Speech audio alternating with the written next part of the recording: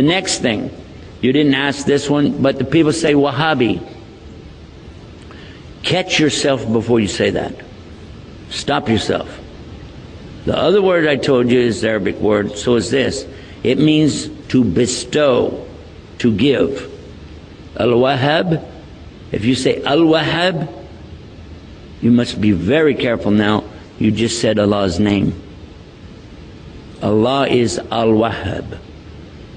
He is the bestower, the ultimate bestower. So you don't take Allah's name and play with it like that. What really happened over 200 years ago, there was a student of knowledge who memorized the Quran when he was not even a teenager yet. He studied all of the fiqh, jurisprudence of the Hanafi. Then he began to study others. And his father, who was a scholar, told him to stop. Just stay with what we have. He said, I want to learn the others. His father almost disowned him because of it. It was very upsetting. You know, don't do that. But he wanted to learn all of it so he could understand. And he began to learn quite a bit. He became convinced that he needed to learn more. And he discovered through this learning that the people of his time were making a grave mistake. I used the right word too, because they were worshiping at graves. They were literally going to graves and calling upon dead people to help them. Righteous people, good people, but they're dead. And even if they were alive, what could they do? They could only make dua for you. Nobody's got any magic. You ask Allah to solve these impossible situations and He can do it. And that's what he was telling the people. And some of those who were making money or getting good position in the community out of these grave worshiping deals took exception to his group because they came in and kicked over all of these monuments on these graves. And of course they had no evidence to support what they did, so instead of dealing with the rationale of why don't you look at what you're doing is wrong, instead they labeled his followers as Wahhabi. Why? Because they couldn't call him by his real name. His name was Muhammad, and they would have had to say they're Mohammedans.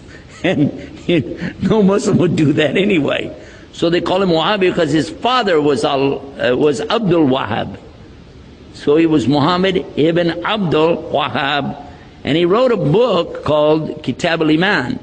The book, if you read it and take the cover off and you don't know who wrote it, you'll say, this is a great book.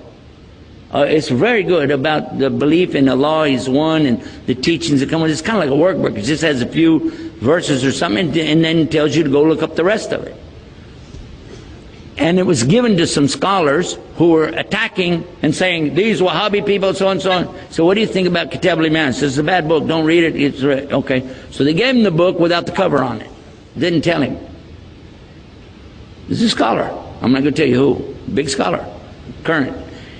He read it and he loved it. He said, this is the aqidah of a real Muslim, the belief system of a real Muslim. And when they said, well, here's the cover for the book, and he went, huh? And he said, astaghfirullah, I made a mistake. Big mistake. All of us need to understand that whenever somebody doesn't want to admit their mistake, it's a lot easier to point and say, he's a Wahhabi. They're so-and-so. They're such and such. Rather than admit what? And we're going to go back and look again at what we said in our speech. The king has no clothes. Ooh. All of us make mistakes. Just admit it. What is the big deal? Only Allah is free of mistakes.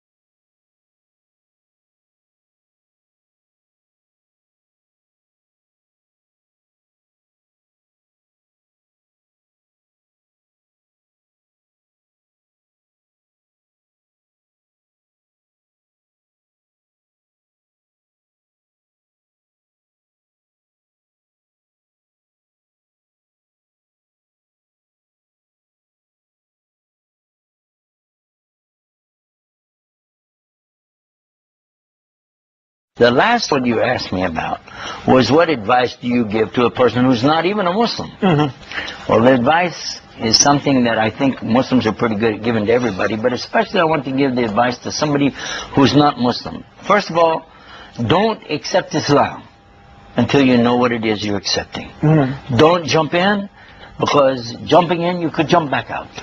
Take your time and begin to understand. If you didn't believe there's any God, or you question that, then the next thing you do in your mind, you say, okay, if there is a God, then it should be that He knows what's in my mind.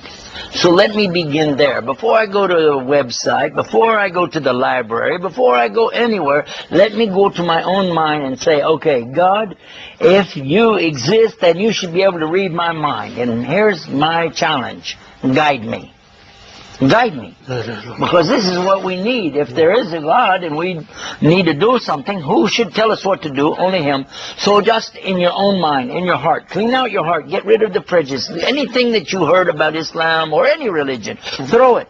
And then start with just this. God, if you exist, guide me. Because if what we say is true about Allah, then He will guide you. If it's not, then it doesn't matter anyway. But it won't cost you anything. That's where to start. Start with that. And then after that, take everything, as I said before, still step by step, one by one. الشيخ يدعو غير المسلمين إلى التأمل والتفكر ثم مناجاة الخالق. إذا كنت تؤمن حقيقة أن هناك إله، بغض النظر عما يجول بخاطرك وما يرسخ في عقيدتك وقلبك عن حقيقة هذا الإله، إذا كنت حقيقة تؤمن بوجود إله، فتوجه إلى هذا الإله واسأله: يا ربي، أنت تعلم ما يجول بخاطري، أنت تعلم ما أفكر فيه، أنت تعلم مدى حيرتي، اهدني اهدني اهدني.